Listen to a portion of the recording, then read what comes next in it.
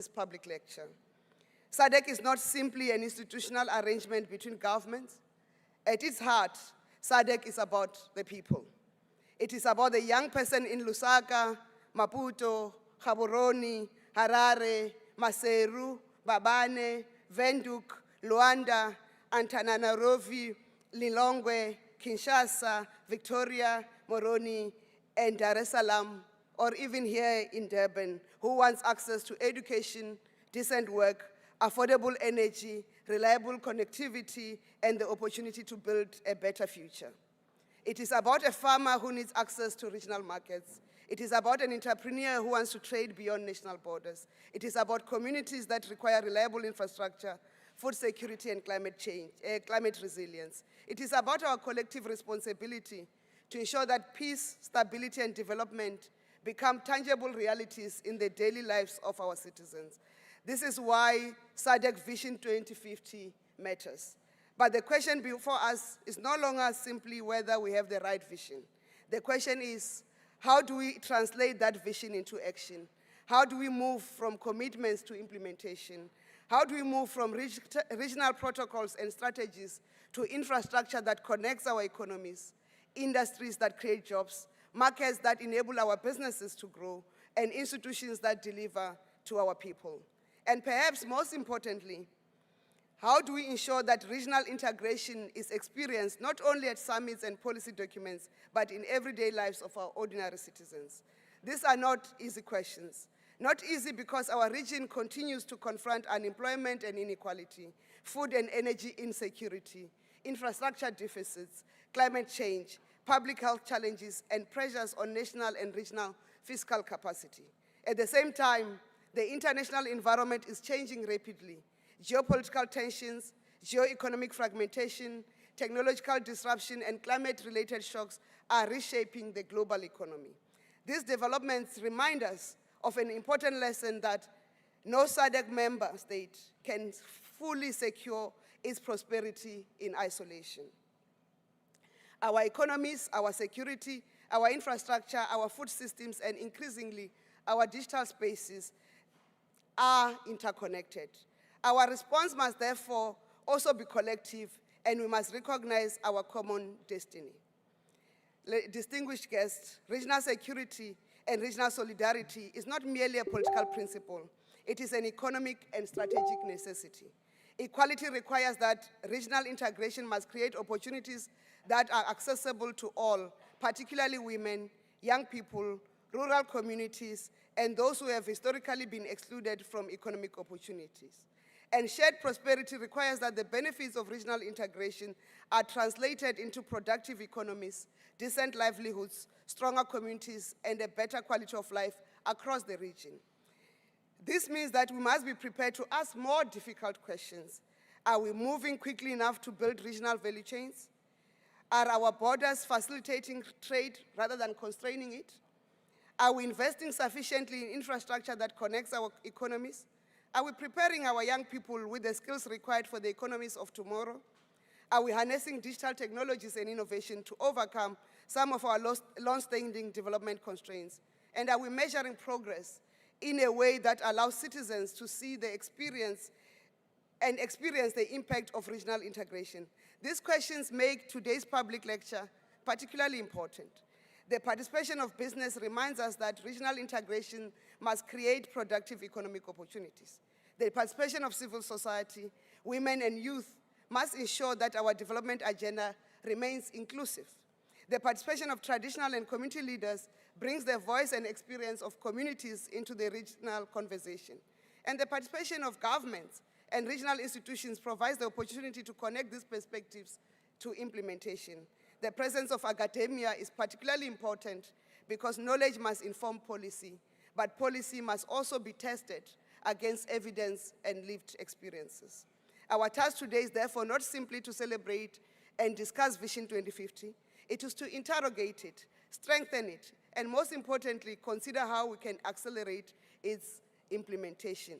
As we commence this important program, let us remember that 2050 is not only a destination on a distant horizon, it is being shaped by the decisions we make today, the infrastructure we build today, the young people we educate today, the industries we establish today, the institutions we strengthen today, the partnerships we forge today, and the choices we make today about solidarity, inclusion, and shared prosperity. With these thoughts, it is my great pleasure to welcome you once again to this public lecture in honor of South Africa's chairship of the 46th SADC Summit. Thank you.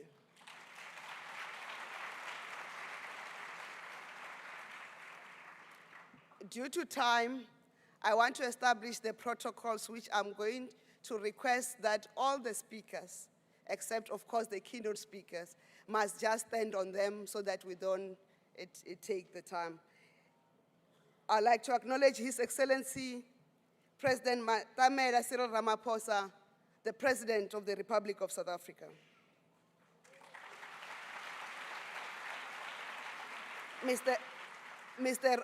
And may the chairing and ululations and clapping must only be reserved for the President. Allow me to read through the protocols.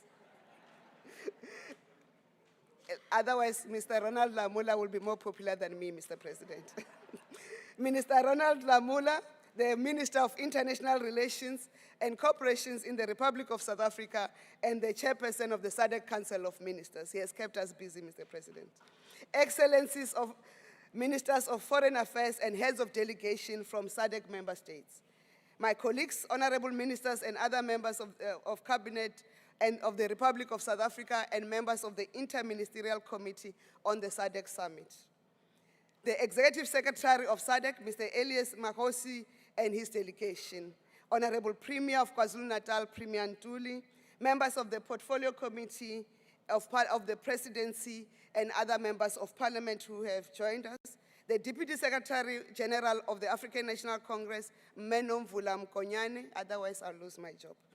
Honorable Deputy Ministers and MECs, Honorable Speaker and members of the KwaZulu-Natal Legislature, members of the Diplomatic Corps, Executive Mayor of eThekwini Municipality and his delegation of councillors, district and local municipality mayors and municipal speakers, the Chairperson of the Council of the University of KwaZulu-Natal, Ms. Khumucho Mtimunye, the Vice Chancellor of the University of Natal, Professor Nana Poku, Their Majesties, Royal Highnesses, and esteemed traditional leaders, distinguished business leaders and captains of industries, leaders of organized labor, distinguished religious leaders.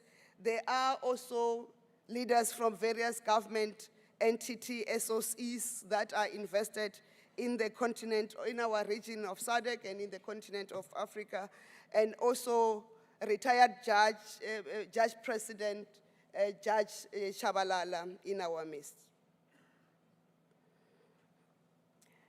I'll therefore, on this note, invite Mrs. Khumucho Mtimunye, the Chairperson of Council for the University of KwaZulu-Natal, an institution that has provided us with this host venue where the different voices are meeting today, to come and properly welcome us into.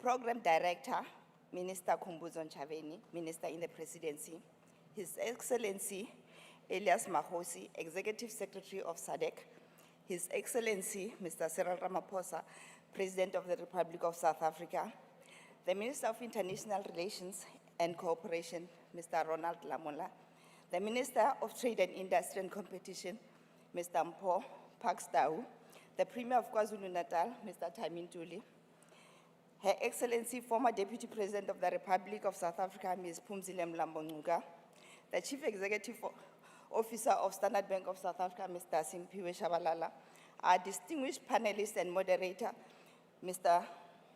Nozipho Shabalala, members of the Diplomatic Corps, representative of government, academia, business and civil society, members of UKZN academic leadership, colleagues and students, members of the media, distinguished guests, ladies and gentlemen, good morning and a very welcome to everyone joining us for this important lecture convened ahead of the 46th Ordinary SADC Heads of State and Government, which begins at the Durban ICC on Monday. As the University of KwaZulu-Natal, we are delighted to host this engagement, and I would like to express our sincere appreciation to the SADC Secretariat, the Department of International Relations and Cooperation, and the Presidency for entrusting UKZN with this opportunity. Let me also acknowledge our Vice Chancellor and Principal, Professor Nana Poku, members of the university leadership, our academic community and students, and the colleagues across UKZN who have worked with our partners to facilitate today's engagement. We are pleased to provide this space for this important regional conversation and grateful to everyone who has contributed to making today's program possible. For us, hosting this lecture speaks directly to who we are as a university, what we stand for, and the role that higher education can and must play in advancing the development of our country, our region, and our continent. As a university committed to being a premier institution of African scholarship, we recognize our responsibility not only to generate knowledge, but to ensure that knowledge contributes meaningfully to the advancement of our societies. The SADC region is central to this commitment. Our connection with the SADC region is already a lived reality. The majority of our international students come from SADC member states, accounting for approximately 63% of our international student population. This reflects the strong academic and human connection that already exists between UKZN and the SADC region, as well as the university's contribution to regional skills development, student mobility, and knowledge exchange. But this relationship is not one-directional. Our students and academics from across the region enrich UKZN in equally significant ways. They bring diverse experiences, perspectives, and ideas, and challenge us to understand the opportunities and challenges facing our societies from multiple vantage points. A significant proportion of these students are also pursuing postgraduate qualification, further strengthening our contribution to research, innovation, and knowledge production across the region. Our ambition is to deepen this academic, research, and institutional relationship, and to welcome even more scholars from across SADC to UKZN. We believe this ambition aligns closely with South Africa's SADC chairmanship for 2026-2027, and we are committed to contributing to its priorities in ways that draw on our core strength as a university. In particular, we see an important opportunity to help translate regional priorities into knowledge-based, research-informed, and practical solutions that can improve the lives of people across Southern Africa. Much of this work is already taking place across our 4 colleges.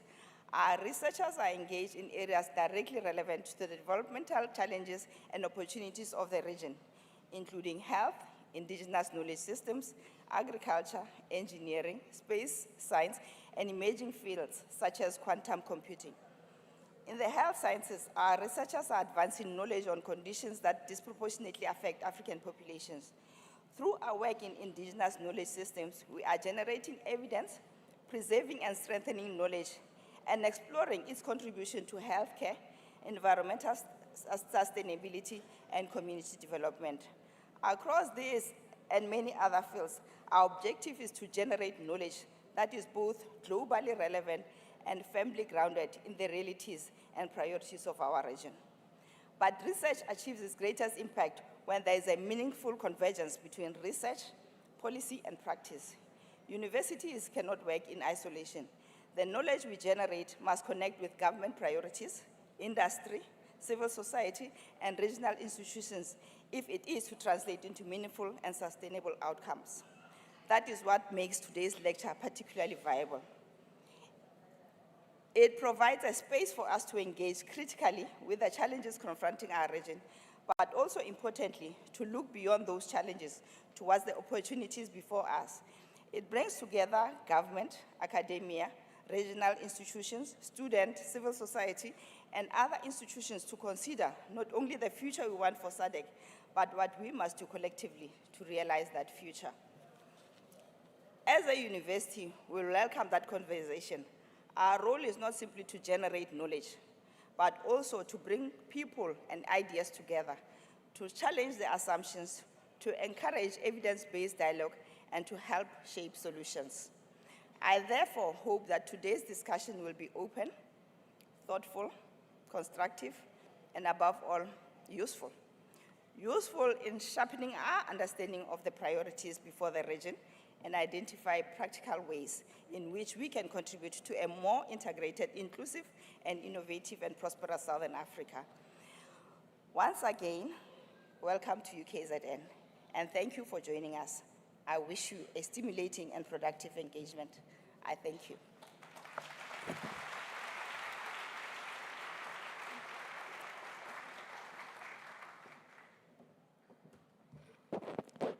Re a leboga, Chairperson Mme Mutimunye. Thank you very much. It is not only the UKZN, it is particularly fitting that this public lecture takes place here in KwaZulu-Natal, an appropriate setting for a conversation about regional solidarity, integration, and a shared future for the peoples of Southern Africa. Allow me to now invite the Premier of the province, Honorable Mr. Tami Ntuli Mpembe.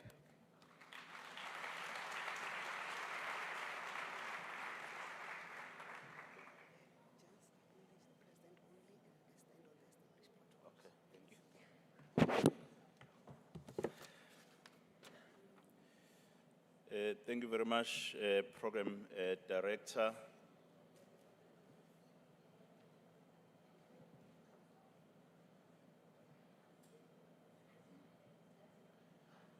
For the opportunity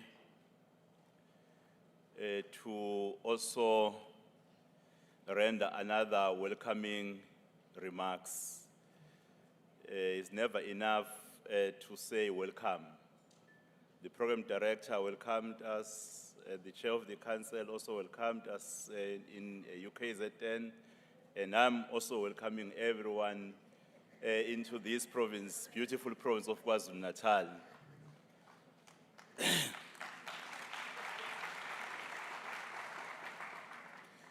Your Excellency, the President of the Republic of South Africa, President Ramaphosa, I've been advised by the Program Director to observe protocol in the interest of everything.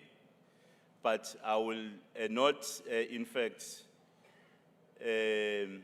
avoid acknowledging my President, Hlabisa might lose my job. The Minister of Culture. I might wake up tomorrow being not a premier.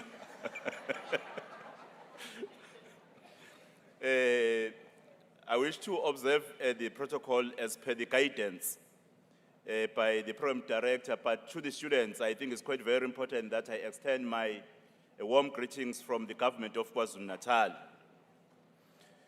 We are greatly honored to welcome all of you at this occasion. You honor us by your presence, and we thank you most sincerely. We are particularly honored that the President of our country will be delivering this SADC lecture under the theme, Translating SADC Vision 2050 into Action, Pathways Towards Solidarity, Equality, and Shared Prosperity. Your Excellency, Mr. President, today's lecture is not merely an academic engagement. It is a call to collective purpose. The SADC Summit, which this lecture is part of, takes place at a time when the economic and geopolitical dynamics are changing almost every day. This demands of us in Southern Africa to be proactive, anticipative, and agile. It requires that we put in place programs and systems that can be easily adapted to new scenarios. To all summit delegates, you have landed on the soil of a king who united nations. Shaka Kasenza Ngakhona built one people from many. he forged unity through vision, through discipline, and through a purpose. That same spirit of unity brings us together today. SADC was born from a similar dream, the dream of a united, prosperous Southern Africa, where Shaka united the nation, our founders united the region. We honor that legacy this week. This province carries more than one great name. This is the land of Inkosi Albert Luthuli, the Nobel Peace Laureate, who taught the world that justice and peace walk together. This is the land of His Majesty King Goodwill Zwelithini Kabheka Zulu, custodian of a proud Zulu nation and its living traditions. This is the land of Prince Mangosuthu Buthelezi, a statesman who served his people across generations. Each of these leaders believed in African dignity. Each of them believed in African unity. You stand today where they stood. Continental unity is not a slogan, it is a responsibility. Africa's founders understood this. SADC founders understood this. We understand it still. As you gather this week, you carry forward that same mission, a Southern Africa that stands together, that traces together, that grows together. KwaZulu-Natal is honored to host this chapter of that journey.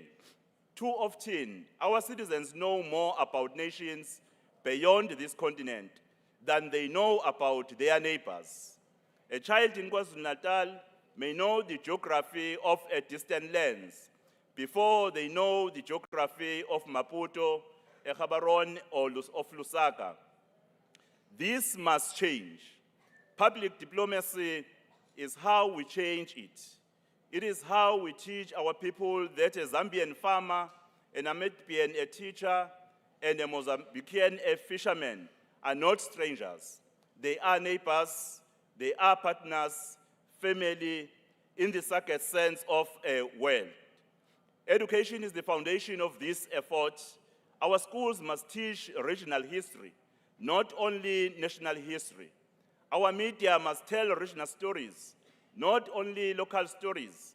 Our universities must exchange students across the region so that a young person from Durban studies in Harare and a young person from Windhoek studies in Pietermaritzburg. Understanding is built through contact. Contact is built through deliberate effort.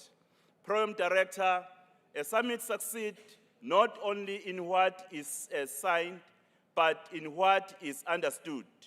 Let SADC, a gathering in Durban, inspire renewed a commitment to public diplomacy, investment in exchange programs, regional media partnership, and cultural cooperations.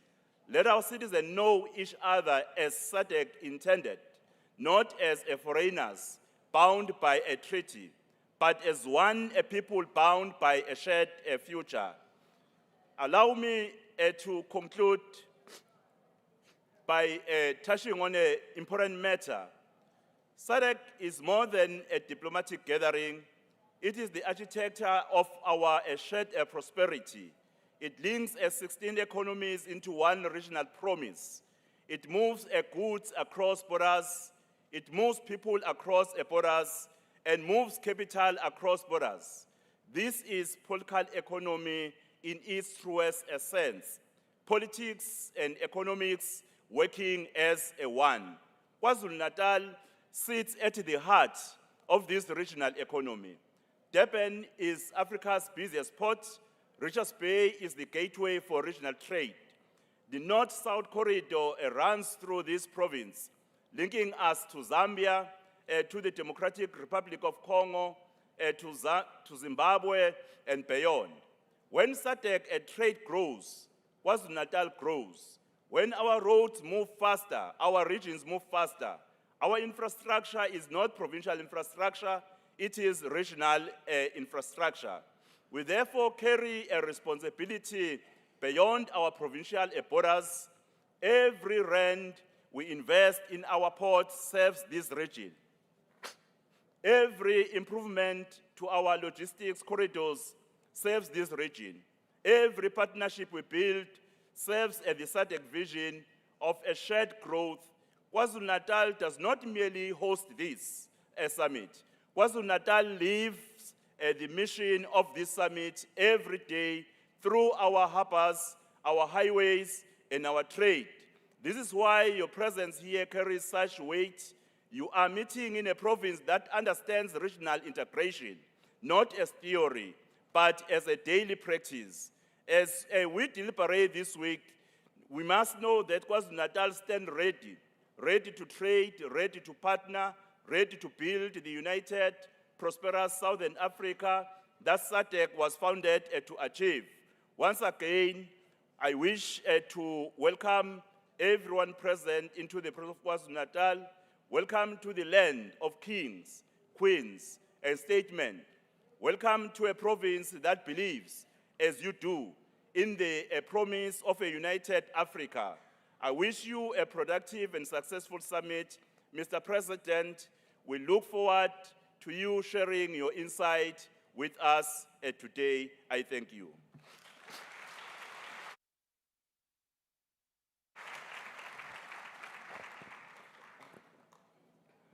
Siyabonga Mpembe.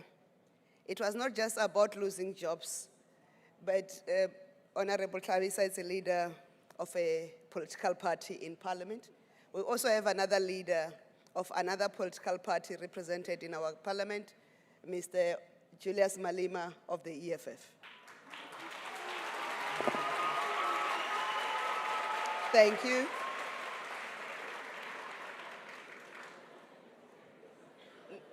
Ladies and gentlemen, allow me to now invite the person who is charged with running the pensionary that is responsible for implementing the decisions that our political leaders at SADC take.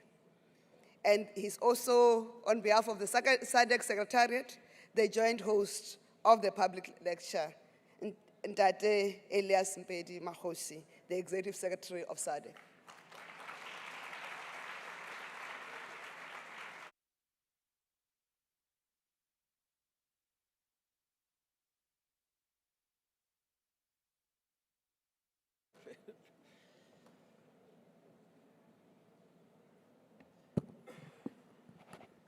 Thank you very much, Program Director. Indeed, we all know where our breads are buttered. I also have to recognize, as I appreciate the protocol that has been established, but to recognize Your Excellency, Mr. Matamela Cyril Ramaphosa, President of this great republic, and the chairperson of our community.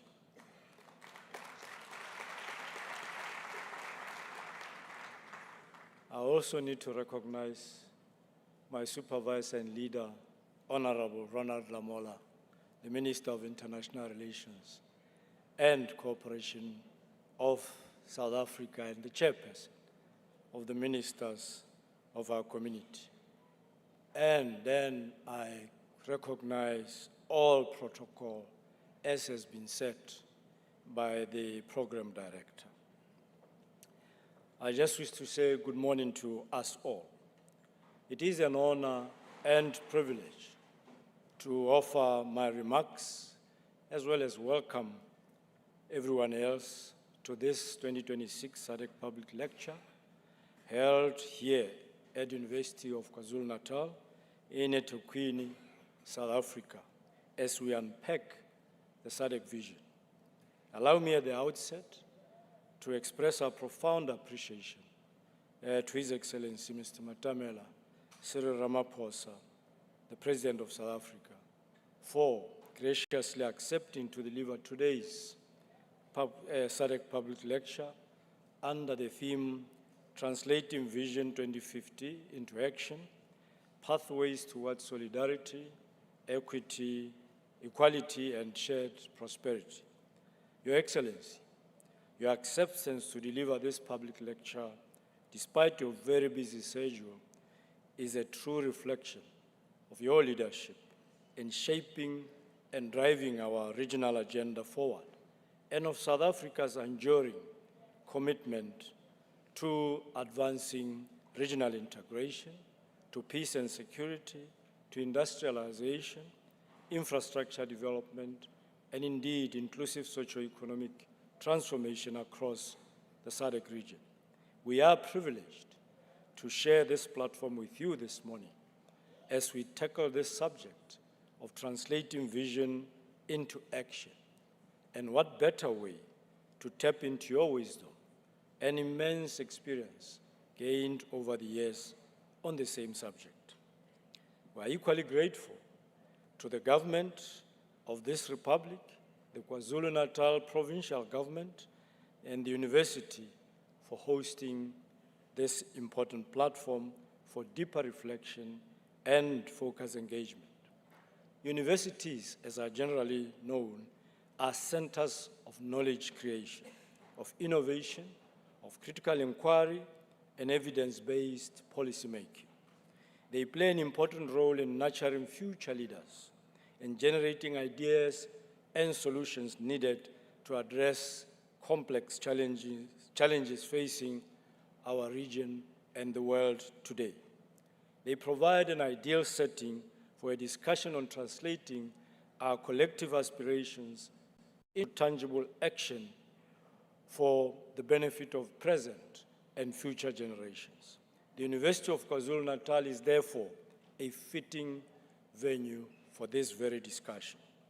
Your Excellency, the SADC Vision 2050 reminds us that we are one region comprised of 16 nations, united by a shared destiny and a common future. The future envisioned is that by 2050, which is not too far off now, SADC will be a peaceful, inclusive, competitive, and industrialized middle to high income region in which all citizens enjoy sustainable economic well-being, justice, and freedom. This vision is ambitious, but it is not abstract, nor is it impossible to realize. It represents a development compact with our people of Southern Africa. It speaks directly to the aspirations for peace, for dignity, for opportunity, decent work, mobility, equality, justice, and improved standards of living. The central question before us today is direct and urgent, in my view. How do we translate this vision into action that our citizens can see, can feel, and can measure? Vision 2050 must not remain merely a statement of aspiration devoid of meaningful action.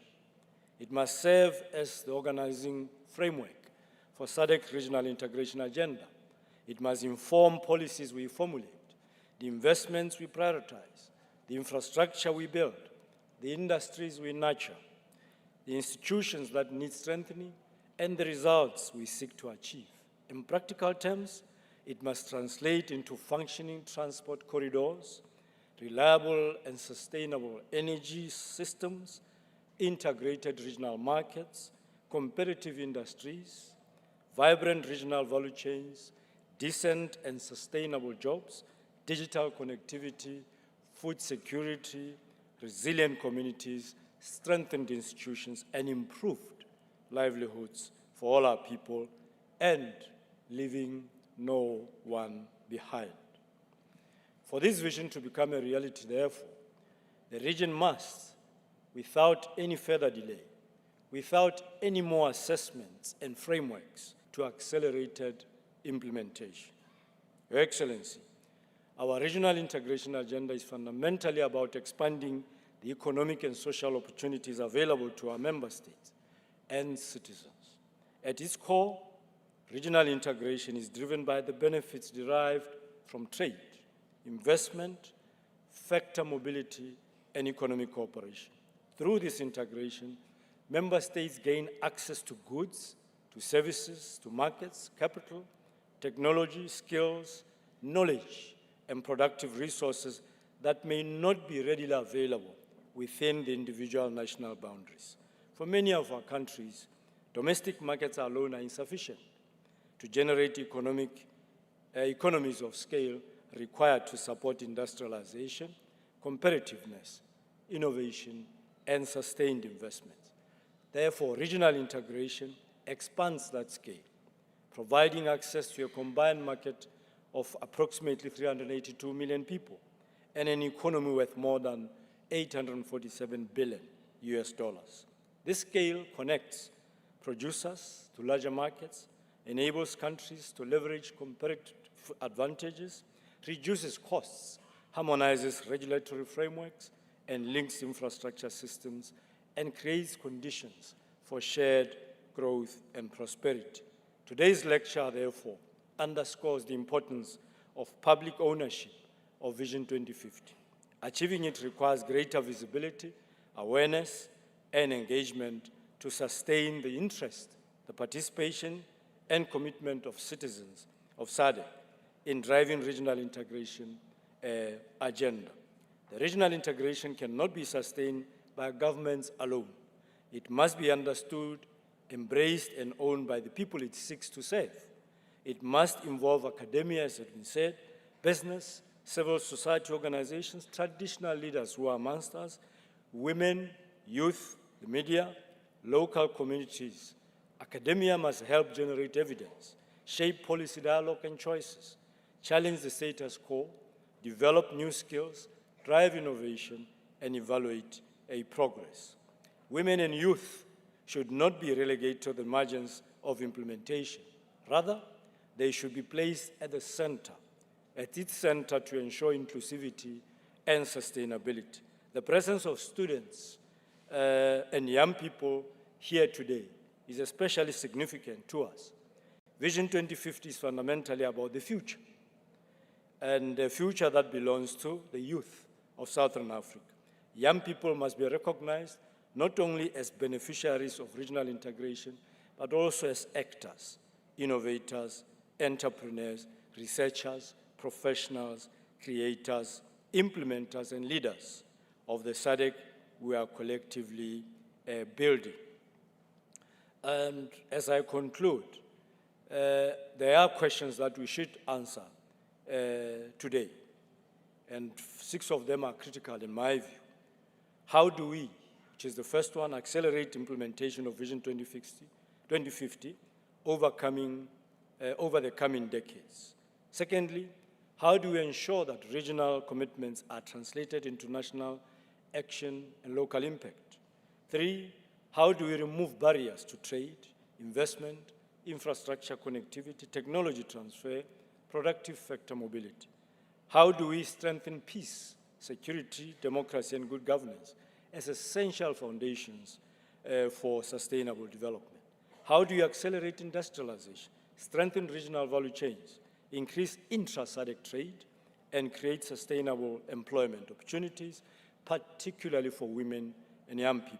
And lastly, how do we strengthen financing mechanisms, institutional coordination, monitoring systems, and accountability frameworks to ensure that the Vision 2050 delivers measurable, lasting questions? I leave you with those questions. Mr. President, ending, we look forward to your keynote address and to the wisdom, the guidance, and the inspiration that you will share with us today.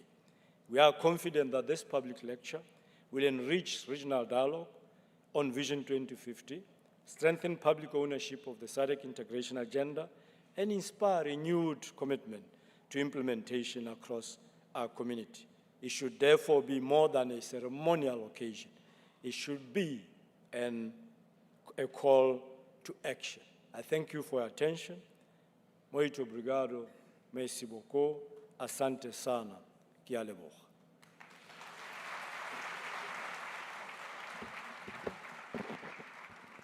Ra leboga Ramaphosa for the one who is mobilizing the response to the critical questions and the SADC action plan. Ladies and gentlemen, join me as we welcome to the podium Minister Ronald Lamola of the Republic of South Africa, the Department of International Relations and Coordination, and the Chairperson of the Council of Ministers, Minister Lamola.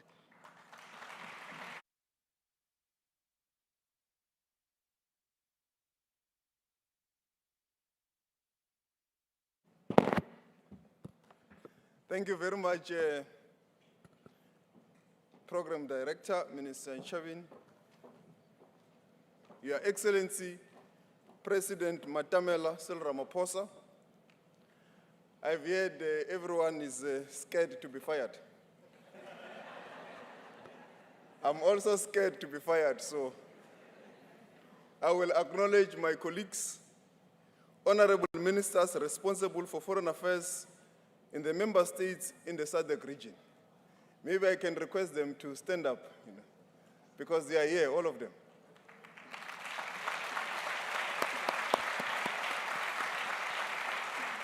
Thank you. So they've just elected me 2 days ago to be the chair of the Council of Ministers. So,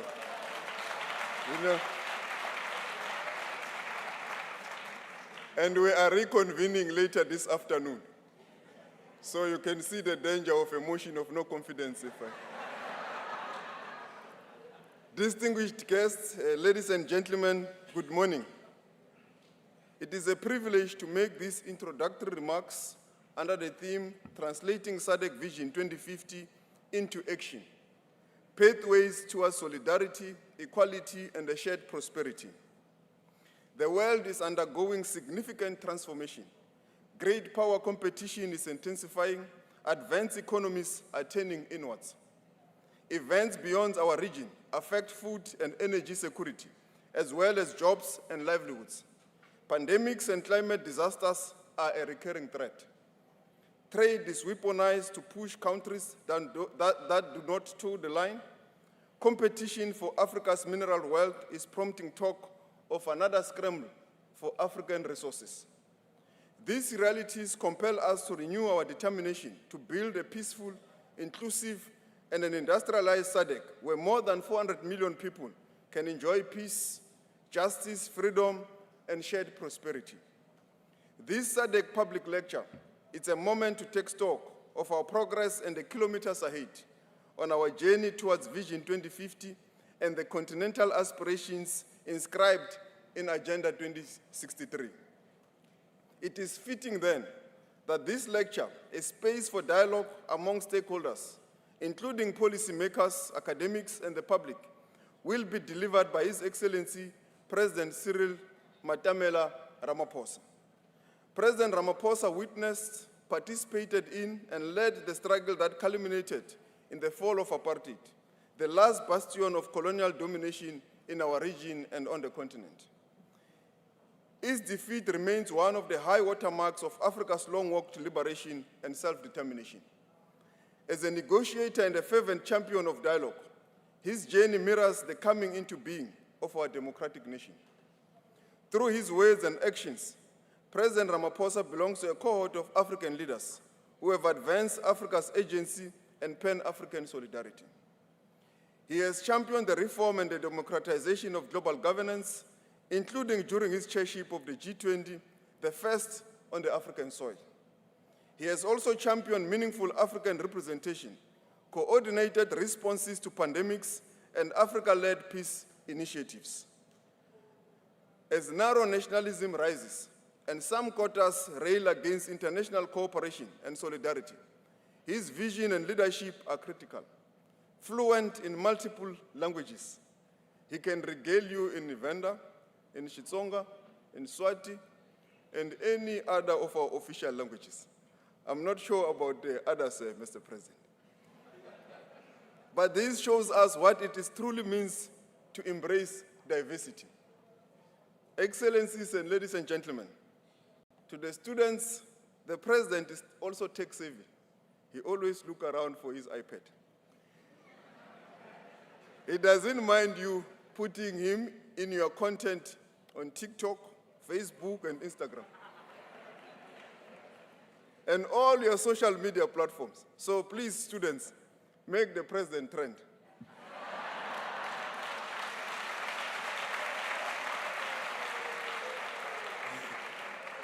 Please join me in welcoming to the stage a leader who brings history, experience, and convictions to our region's next chapter.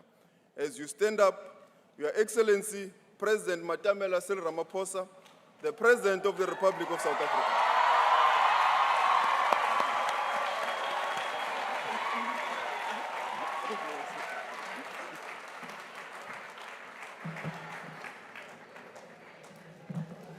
Thank you. Let's be seated, please. Thank you.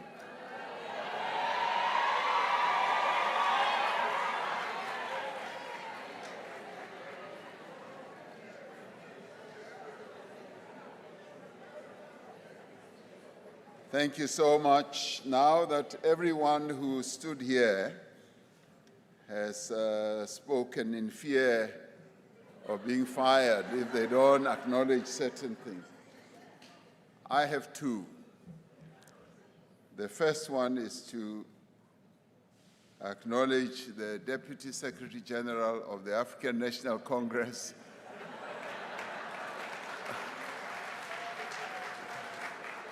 and I acknowledge her not so much because I could be fired, which is always a possibility, but also because having her here is a good reminder for me, because it is at this institution that I was elected the Secretary General of the African National Congress in 1991. I can safely say that Ronald Lamola was not here. Julius Malema was not here. And the second one is a personal one. I often tell people that I'm a doctor by marriage. My wife graduated here.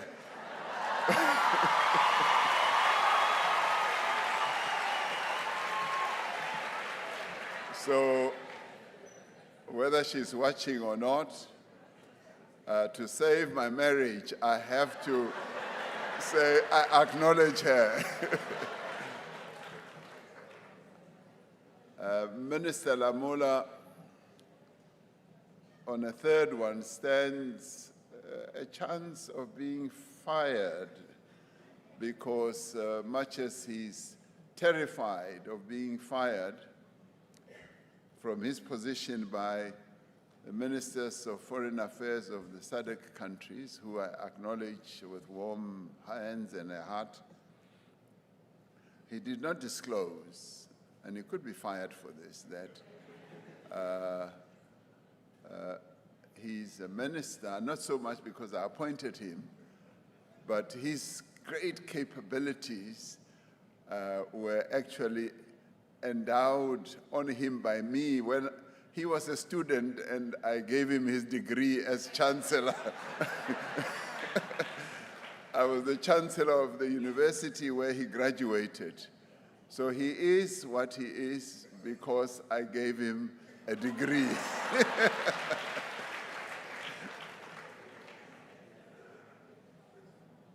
Premier of province here in KZN and Vice Chancellor and Principal of the University of KwaZulu-Natal, Professor Nana Poku, and Your Excellencies, ministers who are here present from our various SADC countries, and Your Excellencies, heads of missions, the Executive Secretary of SADC, Re Elias Makhosi, and members of the Secretariat, and the Mayor of eThekwini, my namesake, Cyril Ramaphosa, Amakhosi, and traditional leaders who are also here present, distinguished academics, members of the diplomatic corps, and leaders of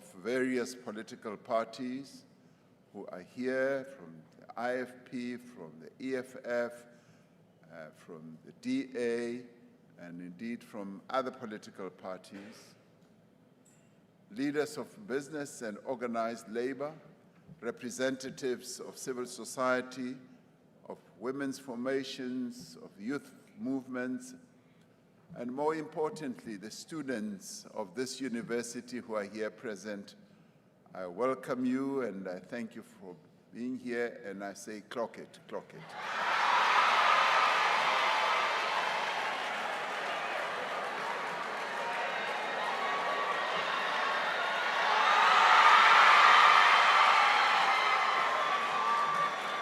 Thank you. Now, as I go around the country, you young people, you teach me many things. One of the things that you have taught me, and it's not you, Ronald Lamola, or you, Julius Malema, who taught me Instagram. I was taught by other young people. And now you've taught me clock it. When I got home, my daughter showed me a video, and she said, "What were you doing?" I said, "I was clocking it." She said, "Who taught you to clock it?" And I couldn't disclose who taught me. So you taught me all these wonderful things, and thank you very much. You are making me feel a lot younger than I am. It is for me a great honor to address you on the eve of a gathering that brings to this city the leadership of our Southern African region, and particularly to talk about the theme that has been articulated over and over by a number of speakers. It is fitting that we should gather at the university because the future of our region will in the end be determined not only in cabinet rooms or in parliament chambers and summit halls, but also in lecture theaters, in laboratories, in workshops, and in centers of innovation. And more particularly in this university, the chair of the council or the vice chancellor was regaling me with the many attempts that are being made by this university to even launch rockets into space, and possibly one day even put a person on the moon. This is the excellence that I have come to realize resides here. So the future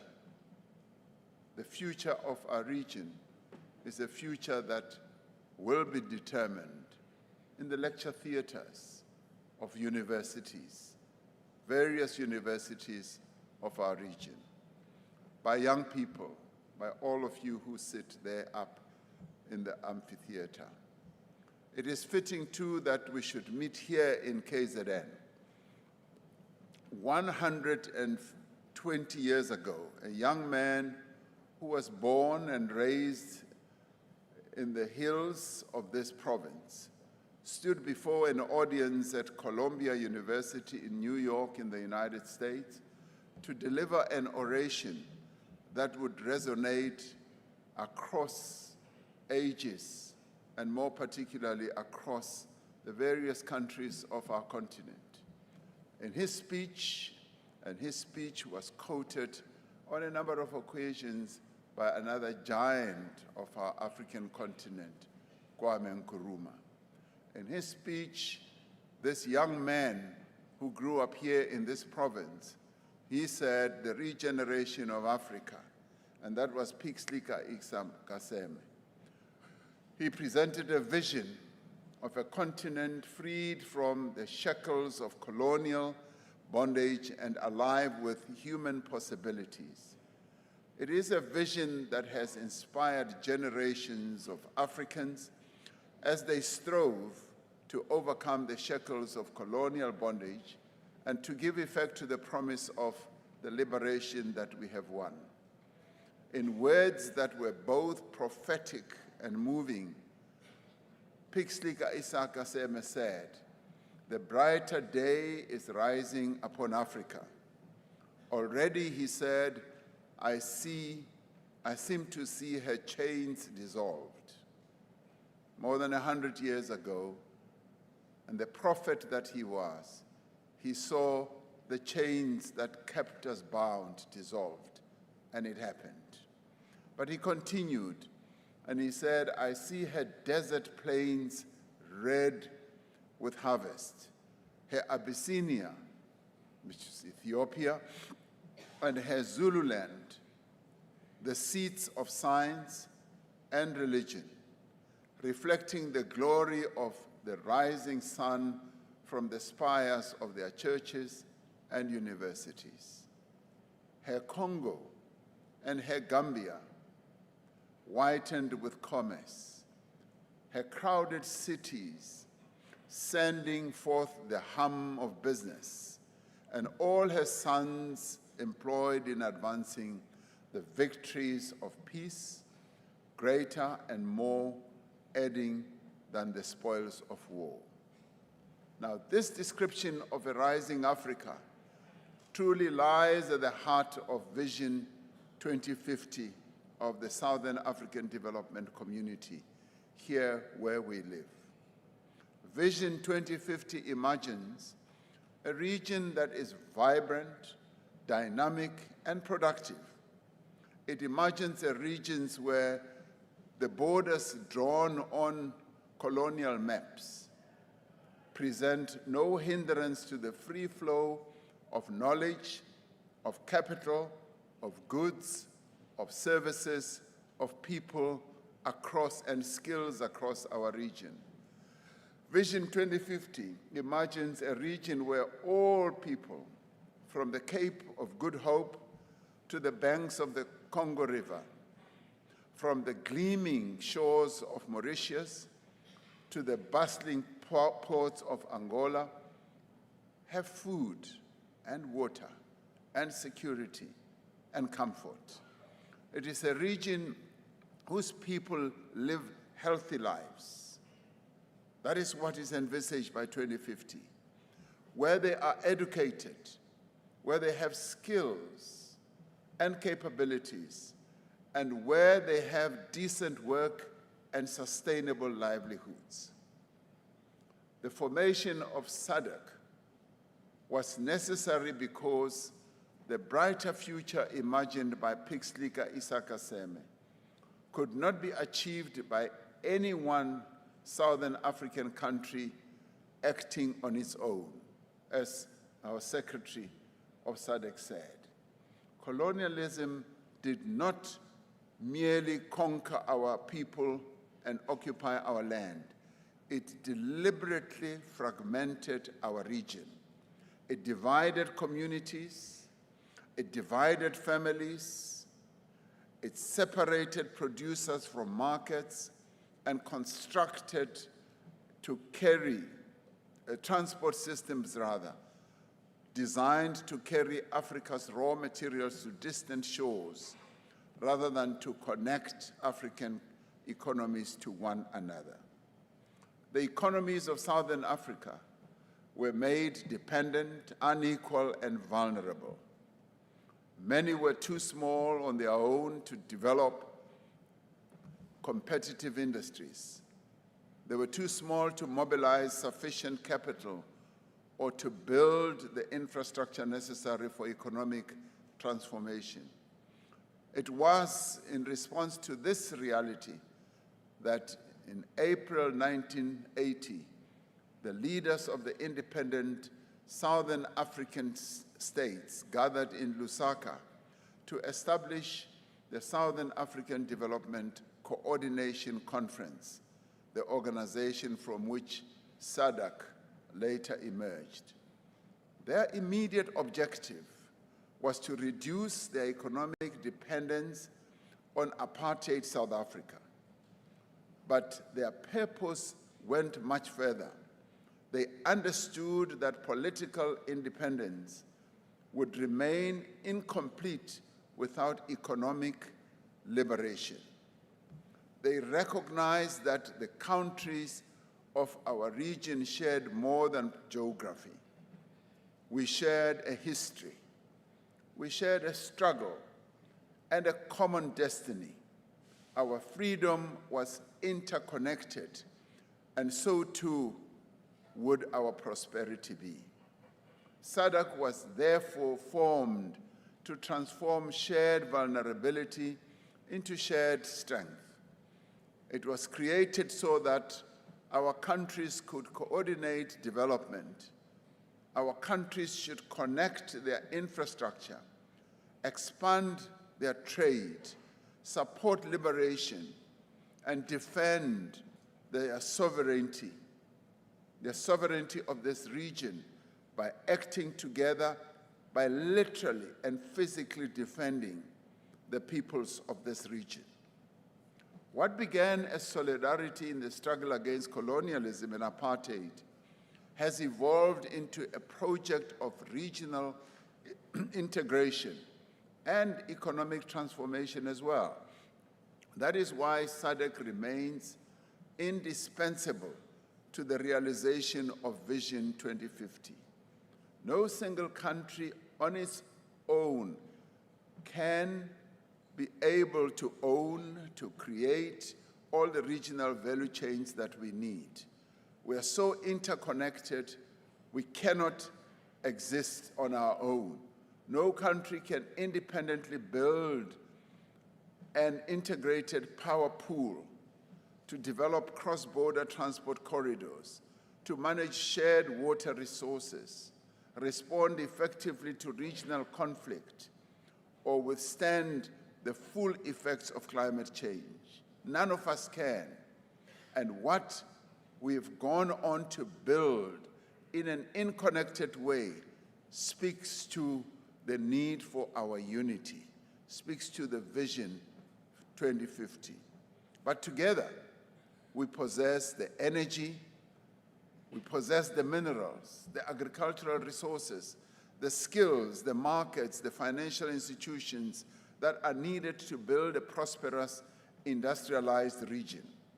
SADC is the instrument through which we can bring these capabilities to life as we act together. Its founding represented the conviction that none of us would actually be really truly free until all of us are free. Vision 2050 now requires us to embrace an equally powerful conviction that none of our countries can achieve enduring prosperity unless prosperity is shared across the region. In this sense, Vision 2050 is not a departure from SADC's founding mission. It is the fulfillment of that mission. The journey that began with the struggle for political liberation must now be completed through economic integration, industrialization, and the improvement of the lives of the people of Southern Africa. The question before us, therefore, is not whether this vision is attainable. The question is whether we have the courage, the discipline, and the determination to make it real. That is the question. Secretary Mahosi raises 6 questions. I raise 1 question. And that is the question that faces us. The task that falls on all of us as the Southern African community is to give life to this Vision 2050. It is up to us to undertake the detailed planning and painstaking work to build a future that lives up to the people's expectations. Vision 2050 must be more than a statement of intent. It must become a program of action. It must shape the decisions that we take, the budgets that we adopt, the infrastructure that we build, the skills that we develop, and the institutions that we build and strengthen. Above all, it must produce results that can be seen, results that can be felt in the lives of the people of this region. All of us gathered here in this hall, and all those who live in the hills and the valleys, towns and the cities and the rural areas of our country that lie across the Southern African region, share a common destiny and therefore carry a shared responsibility to achieve Vision 2050. Among the founders of SADC were nations that were themselves having had to emerge from colonial occupation, were determined that all the people of our region be liberated from the oppression of subjugation. For this principled stance, for this defiance and solidarity, these countries were subjected to years of apartheid aggression, sabotage, and destabilization. Infrastructure was destroyed and damaged. Citizens were maimed and killed. Development was stifled and held back. We can never forget that the freedom that South Africans enjoy today was in great measure paid for by the people of our region and our continent. And we as South Africans, we eternally say thank you, thank you, thank you, and thank you to the peoples of our regions.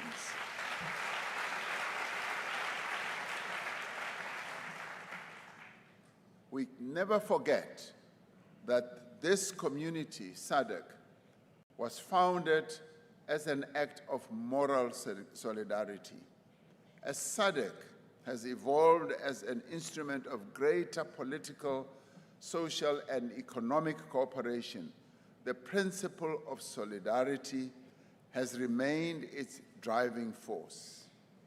Since that gathering of visionary leaders in 1980s, SADC has been at the forefront of progress in Southern Africa. It was vital, it was an important development. It was also pivotal in the struggle to end colonialism and apartheid in Southern Africa and to build vibrant democracies that give voice to the needs and the aspirations of our people. Through our community, we have built a free trade area. We have a Southern African power pool through which electricity moves across our various countries as though there are no borders. We have one-stop border posts at some of our busiest crossings that have reduced waiting times from days to hours. And we are going to build and develop more border crossings, one-stop border crossings, to enable the ease of the flow of business, trade, and people and services. We've introduced an electronic certificate of origin that enables a more seamless passage of goods between member states. We have an architecture for mediation and for election observation that has reinforced democratic governance and enhanced stability in our region. While we have made much progress, there is still much to be done. We are a population of 430 million people with a GDP of some $950 million, which is almost $1 trillion. It's a formidable resource for the people of our region. Trade amongst our SADC states stands at just under a quarter of our combined total trade. And yet together, we have the means to produce all the goods and the services that we need. And together as a community, we have all the energy sources that we need. We have the land and the means to produce all the food that we need. Together, we have the mineral resources we need. We have the technology and the know-how to turn these resources into manufactured goods that our people can use, but also goods that peoples in other parts of the world also can need. We have the financial institutions, the funding instruments and the markets to finance our industries and to build the infrastructure that we need. And yet, we look beyond our shores to supply our people. Our railways were built to run to the sea rather than to run to each other. They were designed to carry raw minerals to destinations that are far afield and to bring goods produced elsewhere in other parts of the world to our cities and to our towns. Now, this reliance on others rather than on each other is one of the most persistent constraints to the development of our region. And it is this reliance on others that must be brought to an end. And it must be brought to an end now rather than later. Now, this weakness is more pronounced at this moment of considerable turbulence in the global economy. Conflicts that take place far away from our region, in places where most of our people have never set foot and have never been, now have a profound effect on the daily lives of our people. Global shipping is disrupted. Many of our agricultural products cannot reach their markets. They rot in ships in the sea. Our farmers cannot get fertilizers so that they can produce food, so that we have food security. The cost of imported grain has risen. The cost of living is rising with the spikes in the oil price, and some countries are worried about shortages. The established rules of global trade offer less and less protection, threatening several industries across our region. Now, these global developments teach us that access to a distant market, however valuable, is a borrowed advantage. This access may be extended and it may be withdrawn. Decisions are often taken in capitals that are far away from where we are, where our businesses have no say and our workers have no vote at all. A regional market is a different one. A regional market is an advantage that we ourselves own. Others cannot take it away from us. The welfare of our people and the sovereignty of the security of our nations requires that we work with greater diligence and purpose to build an integrated Southern African market.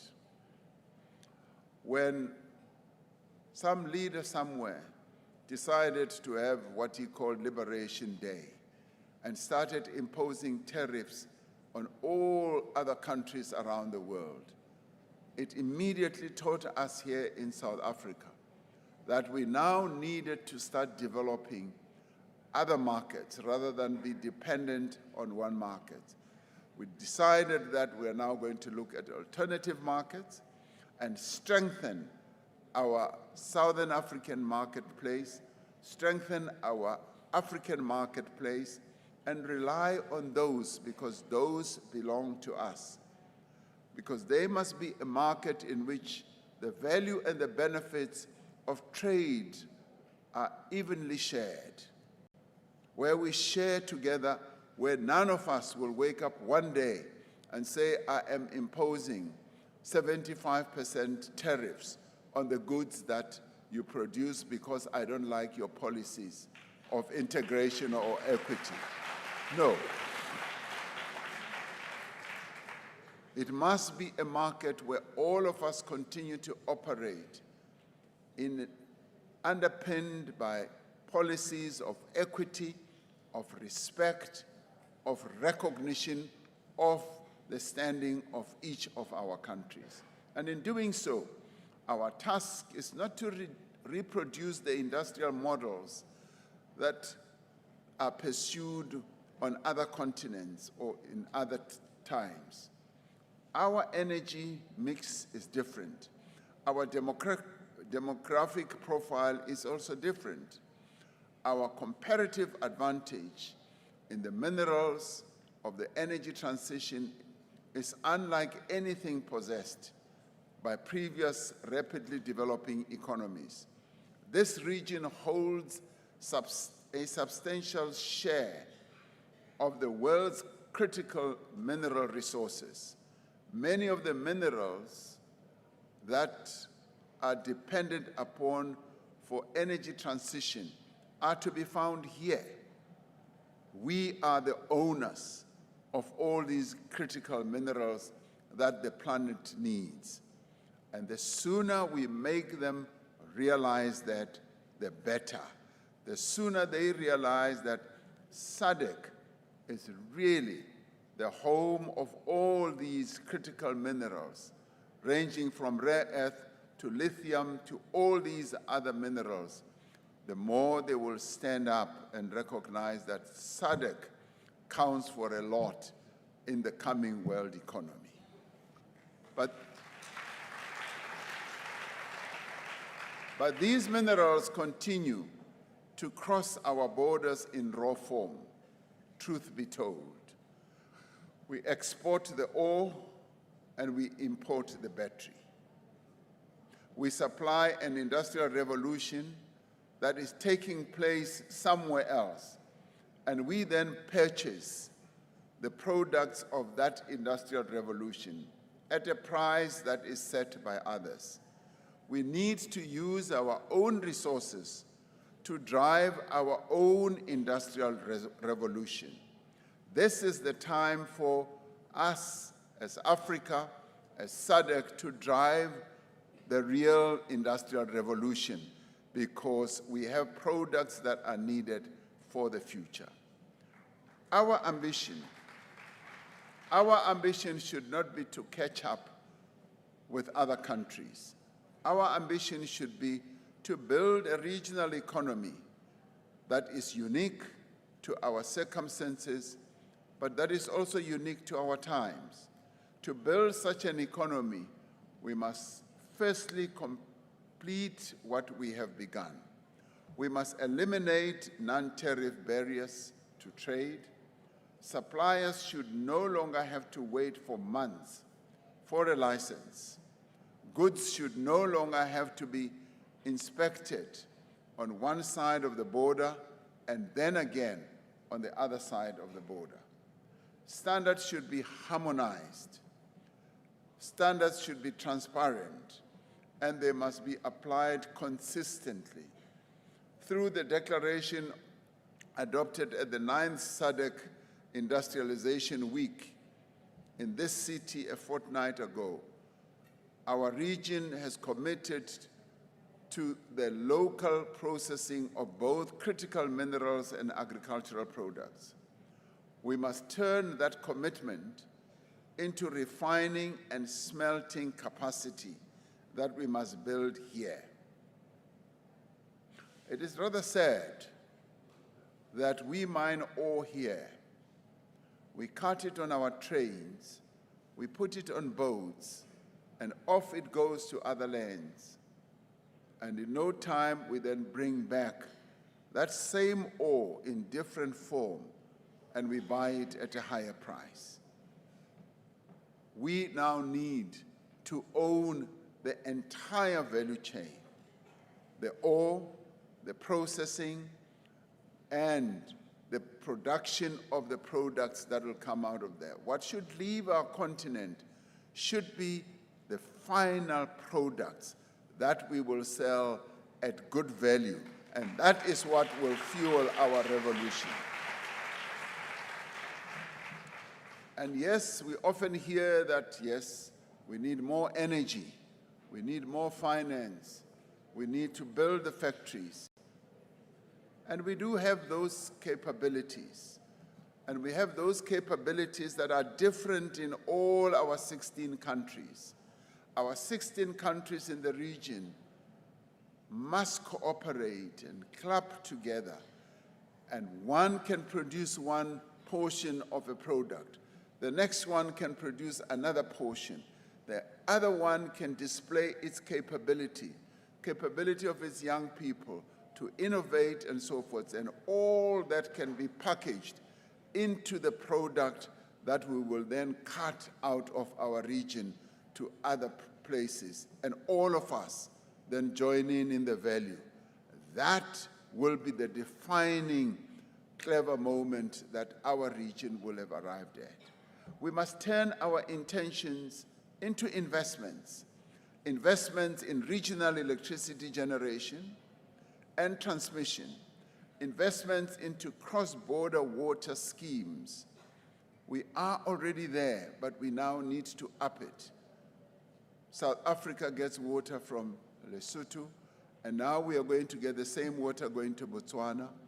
We're now going to have rail systems that are going to crisscross this whole region. Already in the northern part of our region, there are huge and massive road networks and bridge networks and various corridors that we are building. We must invest in roads, in rail lines and ports so that we can move our processed minerals and manufactured goods around our region.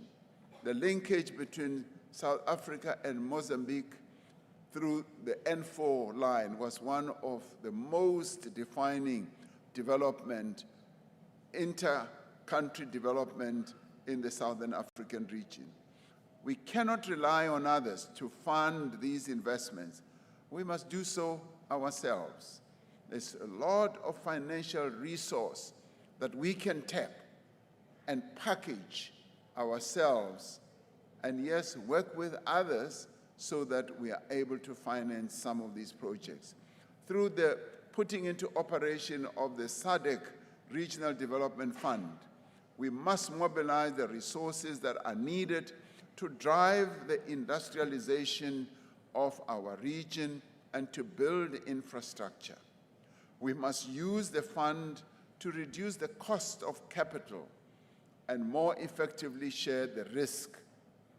At the same time, we must stop the loss of the funds that we already have. Every year, our continent and our region tend to lose vast sums of money through illicit financial flows, through transfer mispricing, under-declared exports, as well as smuggling. We need more than funds. To build these industrial economies requires skills. We need institutions of learning that are able to build a regional pool of knowledge and expertise to which all member states contribute and from which all member states can draw. We need harmonized laws and regulations that enable greater investment and seamless execution. Now, the industrialization of economies will not be founded solely on our natural resource endowment. Our region has identified things or products like pharmaceuticals, automotives, agro-processing, paper and pulp, furniture, and increasingly the innovation and semiconductor value chains as drivers of industrialization. Now, these are the areas that we must go into. Years ago, I met a business person who said, Africa is replete with wild animals. And he said, you Africans, why don't you just forget trying to get into things like semiconductors and just focus on your animals? I said to him, are you mad? Are you truly, truly mad? And you think we live in the jungle? And I said to him, and I referred to what Pixlika Isam Kasem said, I said, you are going to see how Africa is going to emerge And Africa is going to be the future of the continent.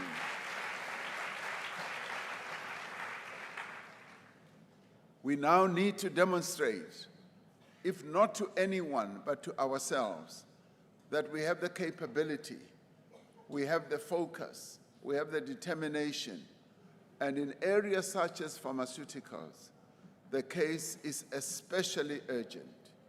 We can no longer accept that we import almost everything that heals us.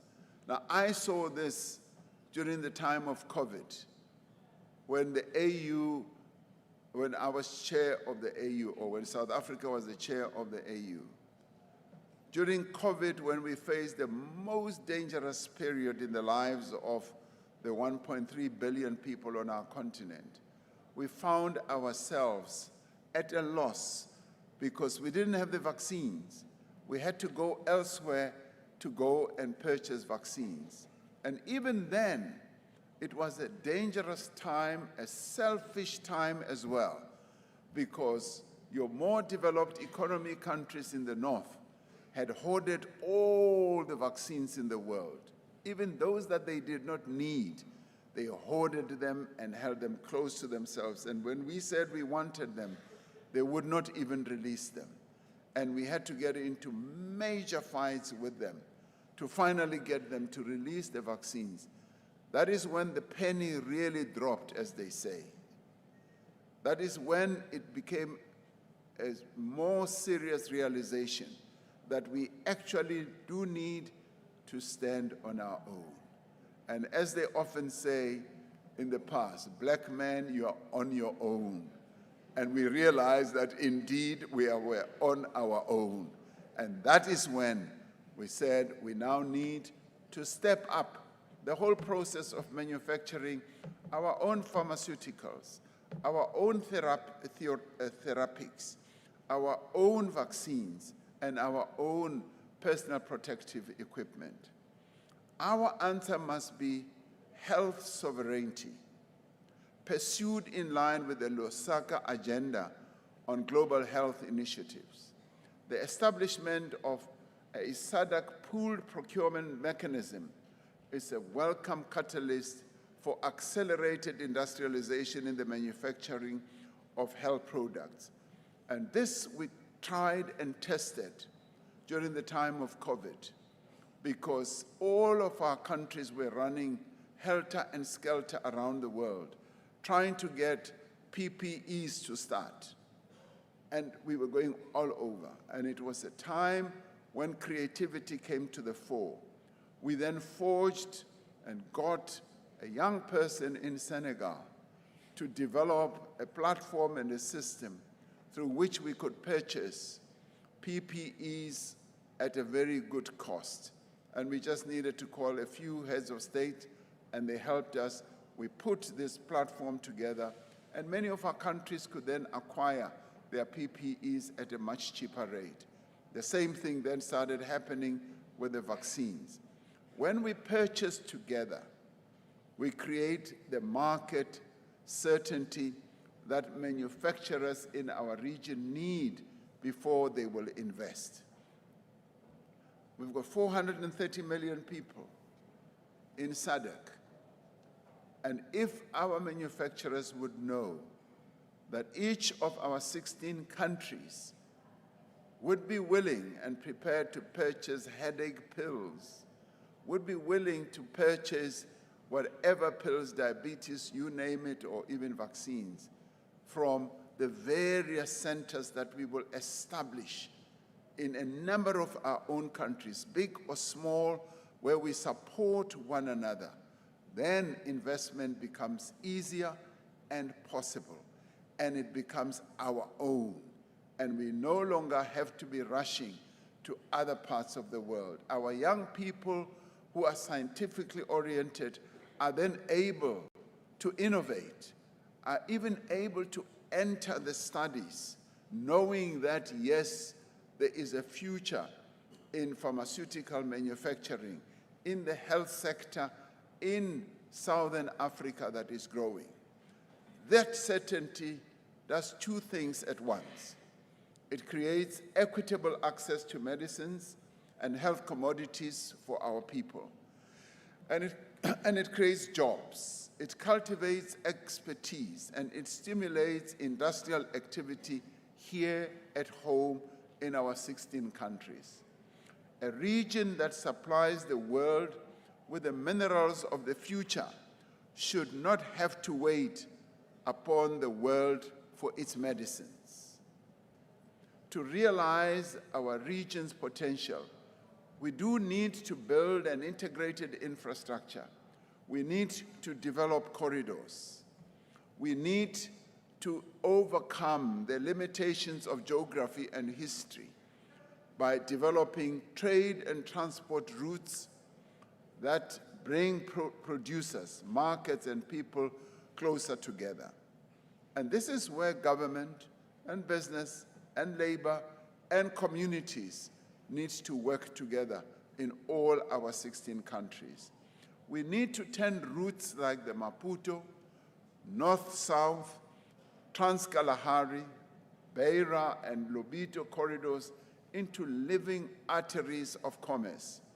We need to understand that a corridor is much more than a road or a railway. It is a new and innovative approach to customs, to border protocols, to tracking regulations, and industrial planning. Now, these corridors must carry power. They must carry data and people. In energy, we have committed to expediting the interconnections linking Angola, Namibia, Malawi, Mozambique, Tanzania, and Zambia, bringing more of our region into effective power trading through the Southern African Power Pool. We have committed to universal access to electricity, reaching remote communities through mini-grids and off-grid solutions rather than waiting for national grids that may take decades and decades to arrive. We've committed to harmonizing the regulatory framework that allow independent power producers and independent transmission operators to invest with confidence. And we are diversifying towards utility-scale solar and wind, towards green hydrogen, and towards battery storage as well. We must build a Southern African capability that has embraced the potential of the digital economy. The cost of a telephone call between two SADC countries, the cost of sending money home across a border, the cost of clearing a payment between our banks, these are taxes on integration that we have imposed on ourselves. That is why we must work together on seamless digital payments and reduce the remittance costs as well. As we participate in the global digital economy, there is a real danger that we will reproduce the trade patterns of the past. Already we are exporting data and importing intelligence. The information generated by our people on our farms, on our clinics, our banks, and our mines increasingly leaves this region to be analyzed, to be processed and organized elsewhere. And they even want to go a lot further. They want to get our health data. They want us to reach agreements, to sign agreements where we will allow them to mine and examine our health condition, all of us as a region, so that they can then begin to map out exactly what they want to produce for pharmaceuticals for us. So they want to get that intelligence. Now, this refined data returns to us as a service or as products that we must now pay for. The systems that will run our economies are being trained on our data.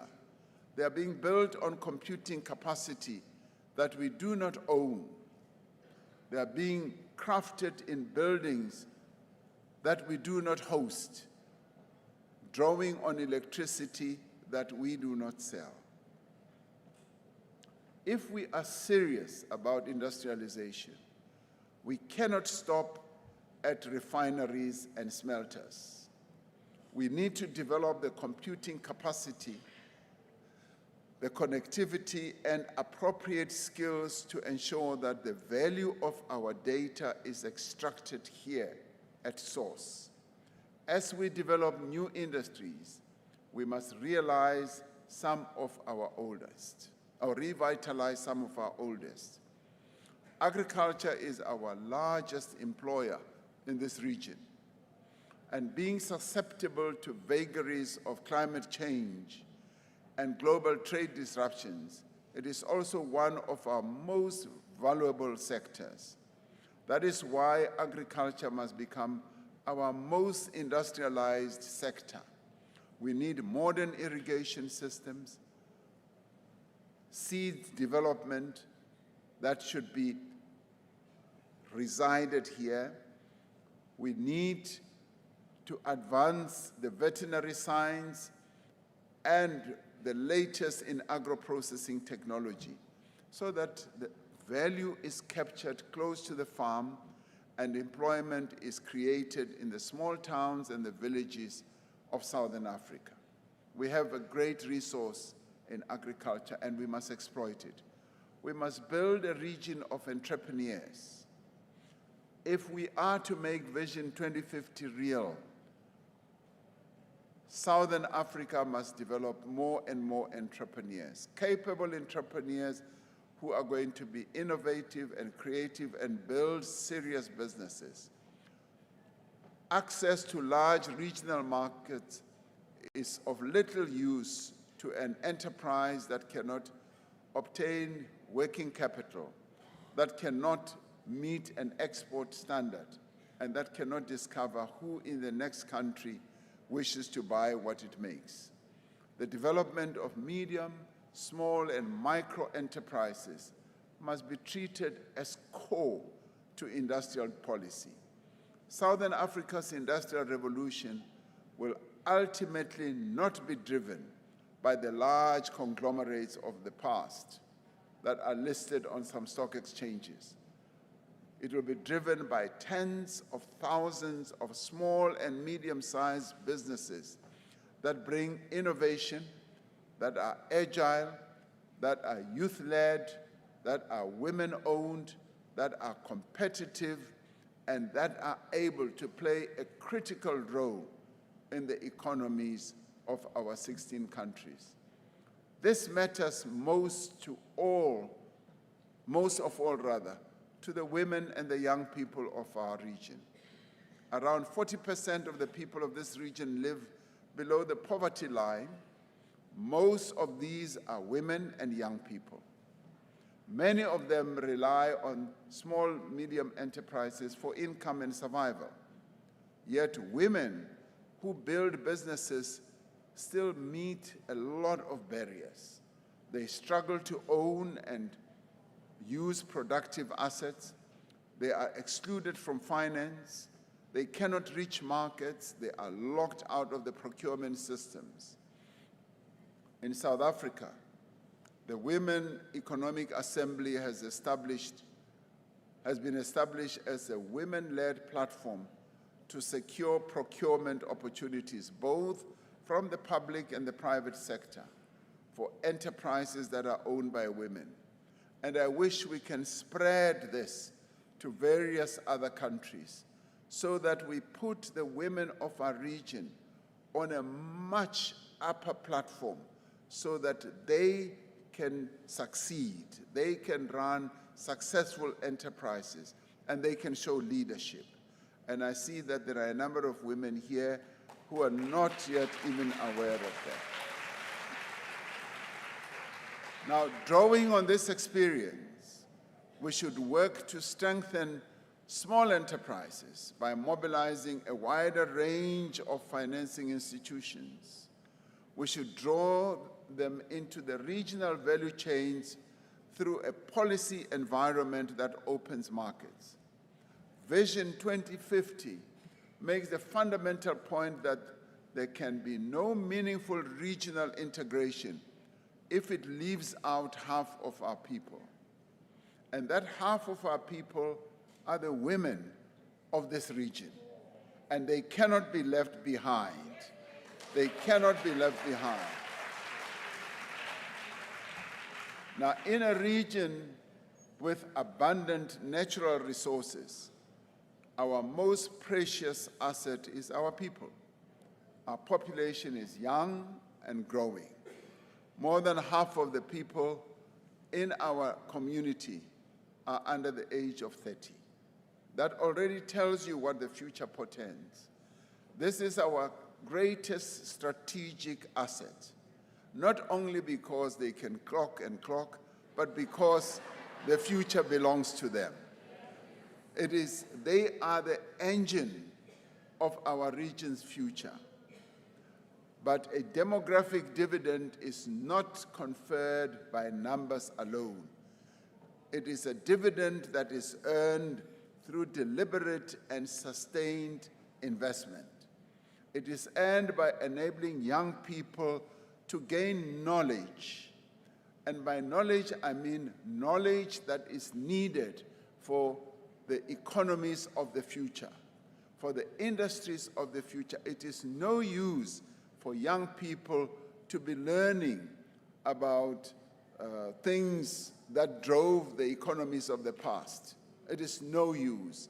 Young people must now be not only tech savvy, they must be AI savvy. They must be composing and creating what we will need in the future. Now, across this region are young people who did everything that was asked of them. They stayed in school, they passed. Even those who are now on the gallery, they will pass. I know that. And they have borrowed money to study. A number of them have borrowed money to study. Some of them get funding from the state, but now too many of those young people sit at home with a qualification and with no employment. Youth unemployment is one of the greatest threats to the stability and the cohesion and the progress of every country in our region. Nearly every country in our region has exactly the same challenge and problem that we have here in South Africa. And it is one of the foremost obstacles to the realization of Vision 2050. If we are to progress, we need to create economic opportunities for young people. Our schools, our universities, and our technical institutions, vocational colleges, and research institutions are essential instruments through which we enable our young people to realize their potential. But these institutions are only as effective as the foundation on which they are built. It is a foundation that is established in the earliest years of the lives of our youth. A child whose growth is stunted carries that loss for a lifetime. No university can adequately reverse or undo it.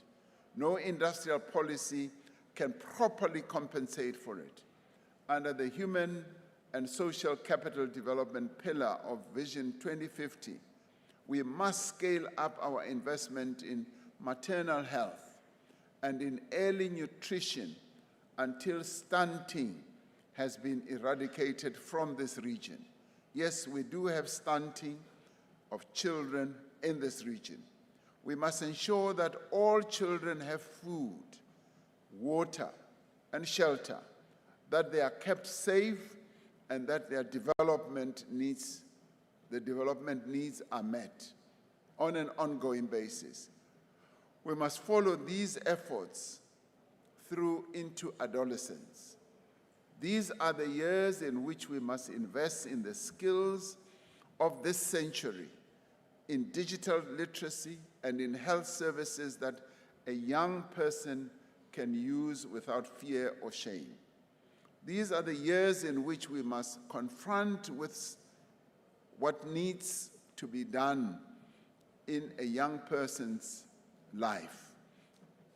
We must also deal with other challenges that are also experienced in this region: child marriage, teenage pregnancy, and a digital divide that leaves young rural people behind.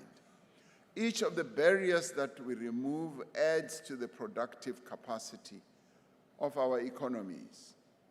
Vision 2050 cannot be achieved without a healthy population. We seek a harmonized regional health system in which the standard of care that a person receives does not depend on which side of a border they happen to live. Our region still carries far too heavy a burden of maternal, neonatal, child, and adolescent death. Most of these deaths are preventable. They cannot be acceptable. The withdrawal of official development assistance that has exposed how much of our health provision has rested on decisions that are taken elsewhere. When another country decided that they are going to stop their aid programs, all of a sudden, many of our country's health systems went into a tailspin, meaning that we were just too dependent on other countries' assistance and had not really lived up to finding ways, however meager our resources may be, to develop and to strengthen our own health systems. If we are to achieve health security as well as sovereignty, we need to realize our commitments under the Abuja Declaration to allocate at least 15% of our national budgets to improving our healthcare systems. The COVID-19 pandemic taught us that no one is safe until everyone is safe. It taught us that disease does not respect borders. I pause here for a minute and want to applaud this university for the absolutely sterling work that it did, not only for South Africa, but for the continent during the period of COVID-19.